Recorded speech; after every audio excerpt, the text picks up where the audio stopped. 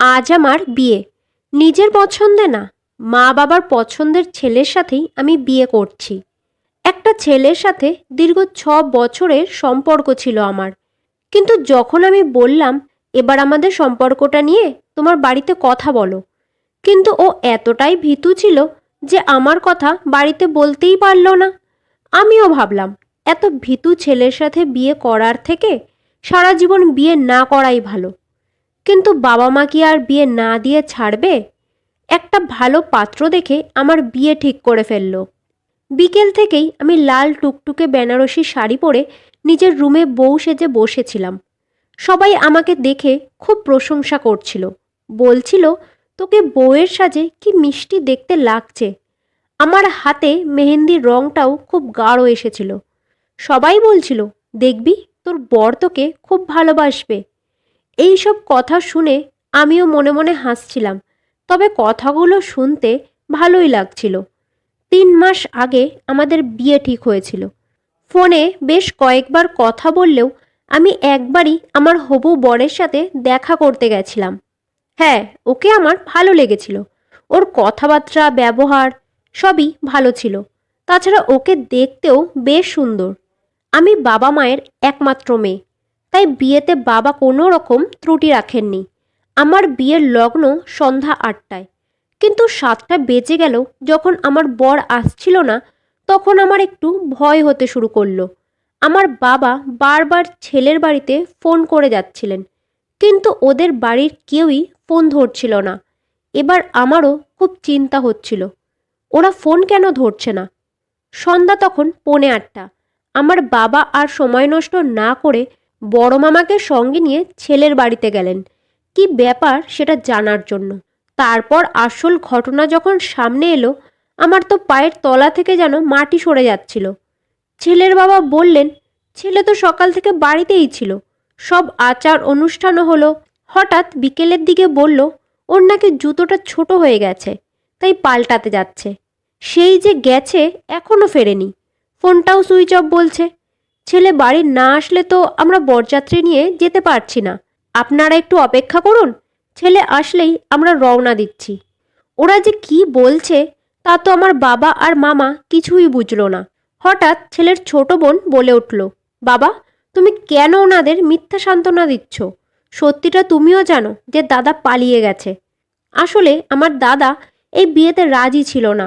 ও মনীষাদিকে ভালোবাসে, আমাদের পাড়ারই মেয়ে। কিন্তু ওরা আপনাদের মতন অত বড় লোক না, তাই বাবা ওদের বিয়ে দিতে রাজি হননি। এই সব শুনে আমার বাবার তো মাথায় হাত পড়ল। বাবার মামা বুঝে গেলেন যে আজ আমাদের মেয়ে লগ্নভ্রষ্টা হবে। ওরা বাড়িতে আসতেই সবাই জেনে গেল যে আমার হবু বর পালিয়ে গেছে। আজ আর আমার বিয়ে হবে না।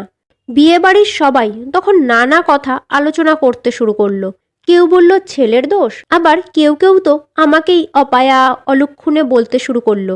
কিন্তু আমার বাবা মায়ের একটাই চিন্তা, মেয়ে আমাদের লগ্নভ্রষ্টা হলে আর কখনো বিয়ে হবে না। এরই মধ্যে হঠাৎ বাড়িতে চেঁচামেচি শুরু হয়ে গেল। বাবা আর টেনশন নিতে না পেরে অজ্ঞান হয়ে গেছেন। এই কথা শুনে আমি আর ঘরে বসে থাকতে পারলাম না, দৌড়ে মণ্ডপে চলে গেলাম। সবাই তো কান্নাকাটি শুরু করে দিল। এই অবস্থা দেখে পুরোহিত বলল, লগ্ন শেষ হতে আর তো বেশি দেরি নেই, আজ তাহলে আমি উঠি।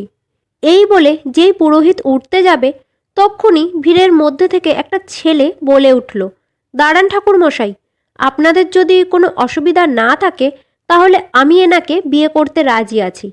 এই কথা শুনে পুরো বিয়ে বাড়ি একেবারে চুপ হয়ে গেল। আমার বাবার তখন একটু একটু জ্ঞান ফিরেছিল। বাবা কোনো প্রশ্ন না করেই ছেলেটির সামনে হাত জোর করে বললেন, আমি তোমার এই উপকার কোনোদিনও ভুলব না। আজ তোমার জন্য আমাদের সম্মান রক্ষা হলো। আমি কিছুই বললাম না, কারণ আমার বাবার মাথায় এটাই ঘুরছিল যে কেউ এসে আমাদের মেয়েটাকে বিয়ে করুক, যাতে মেয়েটা লগ্নভ্রষ্টা না হয় আর আমাদের সম্মানটাও যেন রক্ষা হয়। তারপর মেয়ে ভালো থাকুক না থাকুক সেটা ওর ভাগ্যের ব্যাপার।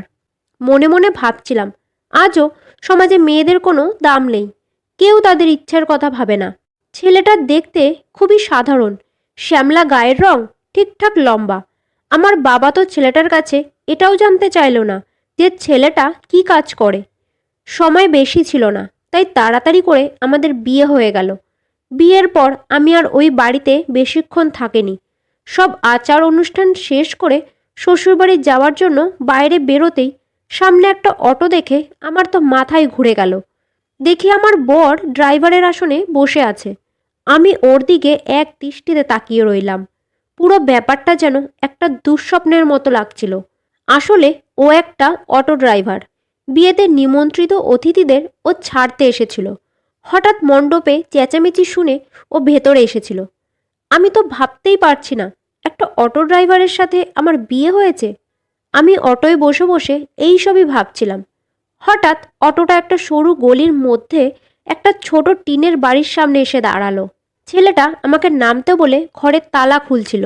আমি তো শুধু পাথরের মতো দাঁড়িয়ে দাঁড়িয়ে ওকে দেখছিলাম। দরজা খুলে আমি ঘরের মধ্যে ঢুকলাম।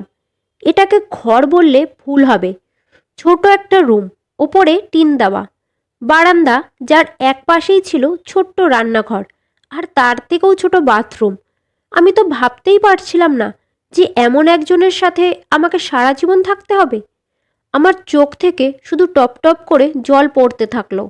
ও আমাকে নিজের ঘরে নিয়ে গেল, যেখানে একটা ছোট পুরনো খাট ছিল, তার পাশেই একটা আলমারি, আর টেবিলে রাখা একটা ছোট টিভি। এতটুকু একটা ঘরে এর থেকে বেশি কিছু আর রাখাও যায় না। এক নজরে পুরো ঘরটা দেখেই আমার চোখ দিয়ে জল বেরিয়ে আসলো। ও আমাকে বাথরুমটা দেখিয়ে দিয়ে বলল, তুমি হাত পা ধুয়ে আসো, আমি তোমার জন্য চা বানিয়ে আনছি। এই বলে ও তক্ষুনি ঘর থেকে বেরিয়ে গেল। কিছুক্ষণ পর যখন ভেতরে আসলো, ওর হাতে একটা ট্রে ছিল, যাতে রাখা কিছু বিস্কুট আর এক কাপ চা। আমি পুরো চাটা না খেয়েই কাপটা রেখে দিলাম। তখন ও পাশে রাখা চেয়ারে বসে বলল, আপনার সাথে যেটা হয়েছে সেটা খুবই খারাপ হয়েছে। আমি তো কেঁদেই যাচ্ছিলাম। আপনি এত কাঁদবেন না, শরীর খারাপ করবে। আপনাকে কাঁদতে দেখে একদম ভালো লাগছে না। এই বলে ও আমাকে সান্ত্বনা দেওয়ার চেষ্টা করলো। আমি ভাবলাম, তোমার তো খারাপ লাগবেই। আজকের রাতটা তোমার নষ্ট হয়ে যাবে না? তুমি তো এটাই চাইছো, যাতে আমি কান্নাকাটি বন্ধ করি আর তুমি আমার সাথে নিজের ফুলসজ্জা করতে পারো। কিন্তু আমি ওকে কখনোই স্বামী হিসেবে মেনে নিতে পারবো না। আমি তো মনে মনে ঠিক করে নিয়েছিলাম, কিছুদিন যাক, তারপর আমি ডিভোর্স দিয়ে বাপের বাড়ি চলে যাব। ওর নাম অর্জুন। আমাকে বলল, তুমি একটু বসো, আমি রাতের জন্য কিছু খাবার বাইরে থেকে নিয়ে আসছি, তোমার হয়তো খিদে পেয়ে গেছে। এই বলে ও চেয়ার থেকে উঠল বাইরে যাওয়ার জন্য। আমি বললাম, শুনুন। উনি পিছন ফিরে বলল, হ্যাঁ বলুন। আমি একটু চুপ করে থেকে বললাম, আমি কোনো সম্পর্কের জন্য এখন তৈরি নই। দয়া করে আপনি আমাকে কোনো রকম জোর জবরদস্তি করবেন না। ও তখন বলল, তুমি কিচ্ছু চিন্তা করো না, আমি বুঝতে পারছি তুমি এখন মানসিকভাবে প্রস্তুত নও। আচ্ছা, আমি একটু বাইরে যাচ্ছি, তুমি দরজাটা ভেতর থেকে বন্ধ করে দাও। 20-25 মিনিট পর ও হাতে খাবারের প্যাকেট নিয়ে ঘরে এলো। রাতের খাওয়া শেষ করেই ও নিজের বালিশ আর একটা চাদর নিয়ে ঘরের বাইরে বেরিয়ে গেল। তখন ছিল গরমকাল। ঘরে একটা সিলিং ফ্যান চলছিল। এই গরমে ভারী বেনারসি শাড়ি গয়না পরে আমার খুব অস্বস্তি হচ্ছিল। বাবার উপর আমার একটা রাগ ছিল, কারণ উনি এই ছেলের সাথে আমার বিয়ে দিয়েছেন। হ্যাঁ, মানছি পরিস্থিতি ওই রকমই ছিল, কিন্তু তবুও। তাই আমি বাড়ি থেকে কিছুই আনিনি। আমি আমার গয়নাগুলো কাঁদতে কাঁদতে খুলে ফেললাম। তারপর শাড়িটা খুলে একপাশে রেখে আলমারি খুলে দেখি সেখানে শুধু ছেলেদের জামাকাপড়ই রয়েছে, কিন্তু এছাড়া তো আর কোনো উপায় ছিল না।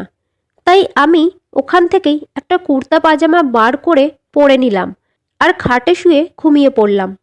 সকালে চোখ খুলতেই দেখি ও আমার জন্য চা নিয়ে আসলো। তারপর বলল, রান্নাঘরে সবজি রাখা আছে আর ফ্রিজে মাছও আছে, তোমার যা মন চাইবে তুমি তাই বানিয়ে নিও। আমি কোনো উত্তর না দিয়ে চুপ করে বসেছিলাম আর ভাবছিলাম।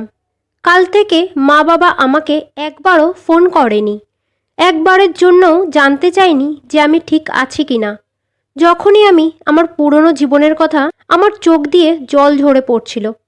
বারবার আমি ভগবানের কাছে এটাই প্রশ্ন করছিলাম, আমি কি দোষ করেছি যে আমার বিয়ে এমন একজনের সাথে হলো? রাত ৮টায় যখন ও বাড়ি ফিরল, আমি শুধু ডাল আর ভাত বানিয়েছিলাম। ও কিছুই বলল না, চুপচাপ ডাল দিয়ে ভাত খেয়ে নিল। তারপর ৩-৪টে ব্যাগ আমার হাতে দিয়ে বলল, এতে কিছু শাড়ি আর সালোয়ার স্যুট আছে, তোমার জন্য এনেছি। আমি তেমন কিছু বুঝতে পারছিলাম না, তাই যা বুঝতে পেরেছি সেটাই নিয়ে এসেছি। ২-৩ দিন ধরে তুমি আমার জামা পরে আছো। এই অবস্থায় আমি তোমাকে বাইরেও নিয়ে যেতে পারছিলাম না। তারপর বলল, এই ব্যাগটায় একটা ড্রেস আছে, পরে শোবে। আমি ড্রেসটা না দেখেই বললাম, আমার এইসব পরার অভ্যেস নেই। শুনে বলল, অভ্যাস নেই তো কি হয়েছে, পরবে তারপরই তো অভ্যাস হবে। আমি তখন একটু কড়া গলায় বললাম, না আমার অভ্যাস আছে, আর না আমি এইসব অভ্যাস করতে চাই। এই বলে আমি রান্নাঘরে চলে গেলাম। রান্নাঘরে কাজ করে আমার খুব গরম লেগে গেছিল। পাখার হাওয়াতেও গরম কমছিল না। তখন অর্জুন ওই প্যাকেটটা আমাকে দিয়ে বলল, নাও এটা পরে নাও, তোমার গরম লাগবে না। ওর কথা শুনে আমি তো ভয় পেয়ে গেলাম। কোনো ছোট পোশাক এনেছে নাকি? হ্যাঁ, সেটাই এনেছে হয়তো, তাই জন্যই তো বলছে পরে নাও, গরম লাগবে না। আমি প্যাকেটটা পাশে রেখে দিলাম। তারপর মনে হলো একবার দেখি তো কি এনেছে। প্যাকেট খুলে দেখি একটা খুব সুন্দর লাল রঙের নাইট স্যুট। ও কি করে জানলো আমি রাতে নাইট স্যুট পরি? আমি তখনই ওটা পরে শুয়ে পড়লাম। সকালে আমাকে চা দিতে আসলো যখন আমি জিজ্ঞেস করলাম, তুমি কি করে জানলে আমি রাতে নাইট স্যুট পরি? ও তখন বলল, আমি সিনেমায় দেখেছি বড়লোকের মেয়েরা রাতে এরকম পোশাকই পরে। আমি ওর কথা শুনে একটু হাসলাম। এইভাবেই বেশ কিছুদিন কেটে গেল। একদিন ও আবার একটা প্যাকেট নিয়ে আসলো। খুলে দেখি একটা খুব সুন্দর শাড়ি। শুধু শাড়ি না, বেশ কিছু মেকআপের জিনিসও ছিল। আমি ওর দিকে তাকাতেই ও আমার দিকে তাকিয়ে একটু হেসে বলল, তুমি এটা পরে নাও, তোমাকে বাইরে নিয়ে যাব। ওর হাসি দেখে আমার তো পুরো শরীরে যেন বিদ্যুৎ খেলে গেল। জানি না কেন আমি ওর দিকে তাকিয়ে হঠাৎ বললাম, আপনার মনে আছে তো আমি কিন্তু আপনার সাথে তেমন কোনো সম্পর্ক তৈরি করতে চাই না। সে বলল, এখন তো অনেক দিন কেটে গেছে। আমি বললাম, দেখুন, অনেক দিন হোক বা অনেক মাস, না আমি আপনাকে পছন্দ করি আর না আপনাকে ভালোবাসি। যা ঘটেছিল তা একটা দুর্ঘটনা ছিল। আমাকে বাধ্য হয়ে আপনাকে বিয়ে করতে হয়েছিল। আমার কথা শুনে ও বলল, আমি জানি সব কিছু যেমন হওয়া উচিত ছিল তেমনটা হয়নি, কিন্তু যা হয়ে গেছে সেটা তো আর বদলানো যাবে না। তোমার একবার আমার দিকটাও ভেবে দেখা উচিত। তুমি তো যথেষ্ট বুদ্ধিমতী। আশা করি আমার অনুভূতিটা তুমি বুঝতে পারো। আর ভালোবাসা তো বিয়ের পরই হয়। তুমি এটা পরে তৈরি হয়ে নাও, আমি বাইরে অপেক্ষা করছি। আমি তার সাথে কোনো রকম সম্পর্কে জড়াতে চাই না। তাই ১ ঘন্টা পরে যখন ও রুমে এলো, আমাকে সেই পুরনো পোশাক পরা দেখে ও খুব রেগে গেল। বলল, তুমি কেন এটা পরলে না? আমি বললাম, আমি আপনাকে ভালোবাসি না। আপনার সাথে স্বামী স্ত্রীর কোনো রকম সম্পর্ক আমি রাখতে পারবো না। আপনি চাইলে আমাকে ছেড়ে ডিভোর্স দিতে পারেন। এটা শুনে ও অবাক হয়ে বলল, আমি তোমাকে সম্মান দিয়ে এই জন্য বিয়ে করিনি যে তোমাকে ডিভোর্স দিয়ে দেবো। স্বামী স্ত্রীর সম্পর্ক এত কাঁচা হয় না যে বললেই ভেঙে যাবে। আমি বললাম, আমি তো আগেই বলেছি এটি একটা এমন বিয়ে যেটা বাধ্য হয়ে আমাকে করতে হয়েছে। আমি আপনাকে স্বামী হিসাবে কোনোদিনও মেনে নিতে পারবো না। দয়া করে এই সম্পর্কটাকে এত সিরিয়াসভাবে নেবেন না। আপনি আমার ওপর জোর খাটাতে পারেন না। আমি লেখাপড়া জানা মেয়ে, তাই চাকরি করে নিজেরটা নিজেই চালিয়ে নেওয়ার মতন ক্ষমতা আমার আছে। বলল, ঠিক আছে, তোমার কত সময় লাগবে? আমি তোমাকে সময় দেব। আমি বললাম, আমি এই সম্পর্ক থেকে বেরোতে চাই। যদি মুক্তি দিতে পারেন তাহলে বলুন। এই কথা শুনে ও আর ঘরে না দাঁড়িয়ে বাইরে বেরিয়ে গেল। পরের দিন সকালে আমি উঠোনে বসে জল খাবার খাচ্ছিলাম। হঠাৎ কেমন যেন একটা আওয়াজ হলো। আমি এদিক ওদিক তাকাতেই দেখি পাশের বাড়ির ছাদে একটা সুন্দর ছেলে ছাদের উপর দাঁড়িয়ে আমাকে আঙ্গুল দিয়ে কিছু একটা ইশারা করছে। সে দুটো আঙ্গুলকে গোল করে তার বাকি 3টে আঙ্গুলকে সোজা করে আমাকে এটাই বোঝানোর চেষ্টা করছিল যে আমি খুব সুন্দরী। আমি তখন অবাক হলাম যখন ছেলেটা আমাকে একটা ফ্লাইং কিস দিল। ও আমার দিকে তাকিয়েই ছিল আর আমি ওর দিকে তাকিয়েছিলাম। জানি এটা ভুল, তবুও ছেলেটাকে দেখতে বেশ হ্যান্ডসাম ছিল। ছেলেটা ইশারায় আমার ফোন নম্বর চাইলো। আমিও আঙ্গুলের ইশারায় ওকে নিজের নম্বর দিলাম। ঠিক তখনই দরজা খুলে অর্জুন ভেতরে এলো। ওকে দেখে তো আমি নার্ভাস হয়ে গেলাম, আর ওই ছেলেটাও ছাদ থেকে নেমে গেল। অর্জুন ছাদের দিকে তাকিয়ে বলল, এখানে বসো না, সামনের বাড়িতে অনেক ধরনের খারাপ ছেলেরা ভাড়া থাকে, কাজকর্ম কিছুই নেই, শুধু পাড়ার মেয়েদের বিরক্ত করে। আমি মনে মনে ভাবলাম, সে ওরা যা করে করুক, তাতে আমার কি, আমার তো টাইম পাস হবে। অন্তত এই অর্জুনের তুলনায় দেখতে তো অনেক ভালো। তারপর থেকে রোজ যখনই অর্জুন নিজের অটো নিয়ে বেরিয়ে যেত, আমিও বারান্দায় বসে ওই ছেলেটার সাথে ইশারায় কথা বলতাম। আমি রাতে ঘরে একাই শুতাম। একদিন রাতে ছেলেটা ফোন করে বলল, আমার তোমাকে খুব ভালো লাগে, যেদিন থেকে তোমাকে দেখেছি আমি তোমার প্রেমে পাগল হয়ে গেছি। আমি বললাম, আচ্ছা তুমি জানো আমি কে? ও বলল, হ্যাঁ জানি, ওই যে কালো অটো ড্রাইভারটার বউ। ও বলল, হ্যাঁ জানি, তুমি ওই কালো অটো ড্রাইভারটার বউ। কি করে যে এত সুন্দর মেয়ে ওর কপালে জুটলো, সত্যি তোমার সাথে খুব খারাপ হয়েছে। আমি বললাম, খারাপ যা হওয়ার হয়ে গেছে, এখন আর কী বা করা যাবে। আমি বললাম, দেখো আমি শুধু তোমার সাথে ফোনেই কথা বলতে পারি, এর বেশি কিছু না, কারণ আমি একটা ভদ্র ফ্যামিলির মেয়ে, তাছাড়া আমার বিয়েও হয়ে গেছে। আমার কথা শুনে ছেলেটা হেসে বলল, ঠিক আছে ঠিক আছে, আমরা শুধু ফোনেই সম্পর্ক রাখবো। আমি ওর কথা মেনে নিলাম। আমিও বা কী করব, কারোর না কারোর সাথে তো টাইম পাস করতে হবে। তবে আমি ওই ড্রাইভারটার সাথে কোনো সম্পর্ক রাখতে চাই না। তারপর থেকে রোজ রাতে আমি ওই ছেলেটার সাথে ফোনে কথা বলতাম। ও বলতো, তুমি সত্যিই খুব সুন্দর, আমি এর আগে কখনো এত সুন্দরী মেয়ে দেখিনি। আমারও ওর কথা শুনতে বেশ ভালো লাগতো। এমনিতে আমার বর ঘরে ঘুমোতো না, বারান্দায় যে একটা ছোট খাট পাতা ছিল ওটাতেই শুতো। তাছাড়া আমি আমার বরের সাথে বেশি কথাও বলতাম না, শুধু রান্না করে খেতে দিতাম, এই যা। ছেলেটা বেশিরভাগই আমাকে রাতের দিকে ফোন করত। একদিন বলল, আমি তোমাকে দেখতে চাই। শুনে আমি বললাম, রোজই তো আমায় দেখো। ও বলল, এইভাবে না, আমি তোমাকে কাছ থেকে দেখতে চাই। এক কাজ করো, চলো আমরা একদিন কোনো হোটেলে দেখা করি। আমি বললাম, না বাবা, আমার খুব ভয় করে। ও তখন বলল, আমায় যখন তুমি ভালোই বাসো তাহলে ভয় কিসের? আমি বললাম, কে বলেছে আমি তোমাকে ভালোবাসি? আমি তো শুধু তোমার সাথে ফোনে কথা বলি। ও বলল, কেন আমাকে ভালোবাসা যায় না? আমি কি এতই খারাপ দেখতে? শুনে আমি বললাম, দেখতে তো তোমাকে বেশ হ্যান্ডসাম, কিন্তু কোনো কাজ তো তুমি করো না, ফাঁকা পকেটে কিছুই হয় না। আগে তুমি কোনো কাজ করো, তারপর আমি তোমার কথা ভেবে দেখব। শুনেও বলল, একটা ড্রাইভারের বউ হয়ে তোমার এত দেমাগ? আমি বললাম, আজ পর্যন্ত আমি ওকে নিজের কাছে পর্যন্ত আসতে দিইনি। শুনেও বলল, তাই? আমি কি করে বিশ্বাস করব তোমার কথা? প্রমাণ দাও। আমি বললাম, প্রমাণ কি করে দেব? শুনেও হেসে বলল, তুমি সত্যি বলছো না মিথ্যে সেটা আমি ঠিক বুঝে যাব, শুধু তুমি আমার সাথে একবার দেখা করো। আমি বললাম, দেখো আমি তোমাকে আগেই বলেছি, আমাদের সম্পর্কটা শুধু ফোনেই, এর বেশি কিছু তুমি আশা করো না। জানি না কেন আমার কথা শুনে ও হেসে বলল, একদিন এমন আসবে যেদিন তুমি নিজেই আমার প্রেমে ধরা দেবে, আমার কাছে আসার জন্য পাগল হয়ে যাবে। আমি বললাম, এটা তোমার ভুল ধারণা। ও বলল, যদি এটা আমার ভুল ধারণাই হতো তাহলে এতদিনে তুমি তোমার স্বামীকে নিজের কাছে আসা থেকে আটকাতে না। তুমিও তো একটা যুবতী মেয়ে, নিজের ইচ্ছে উত্তেজনাকে কতদিনই বা আর আটকে রাখবে?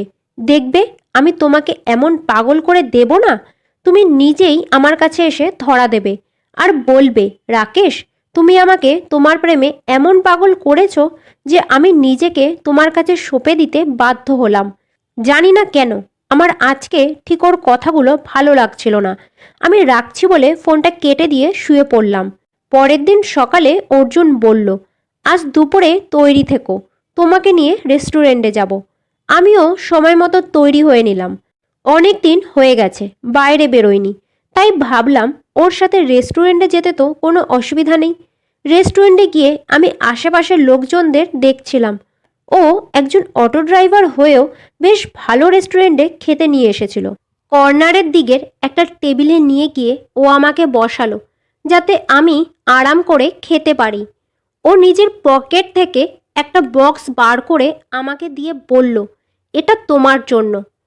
আমি একটু অবাক হয়ে বক্সটা খুলে দেখি একটা সরু সোনার আংটি।